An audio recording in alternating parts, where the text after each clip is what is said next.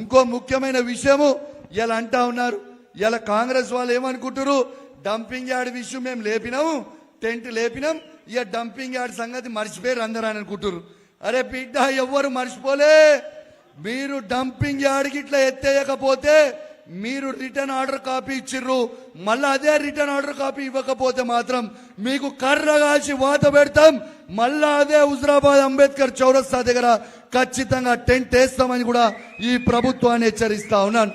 ఇలా రేవంత్ రెడ్డి గారిని సూటిగా ఒక ప్రశ్న అడుగుతా ఉన్నాను. మా కేసీఆర్ నాయకత్వంలో ఆనాడు హరీష్ అన్న మా మునూరు కాపు భవనం శాంక్షన్ చేసిండు, మా గౌడ సంఘంని శాంక్షన్ చేసిండు, మా పద్మశాలిలకి శాంక్షన్ చేసిండు, మా గొల్ల కురుమోళ్ళకి శాంక్షన్ చేసిండు, మా రజకులకి శాంక్షన్ చేసిండు, ఇలా విశ్వ బ్రాహ్మణులకు శాంక్షన్ చేసిండు, దళితులకి శాంక్షన్ చేసిండు. మా ఆత్మ గౌరవం పెరగాలని హుజరాబాద్ పట్టణంలో ఒక్కొక్క ఎకరం ఇచ్చి ఇలా శాంక్షన్ చేస్తే ఈ లంగలు ఇలా భవనాలని ఎందుకు క్యాన్సిల్ చేసిరో జవాబు చెప్పాలని చెప్పి నేను అడుగుతా ఉన్నాను రేవంత్ రెడ్డి గారిని. ఇలా మీరు ఎందుకు బంద్ చేస్తున్నారు?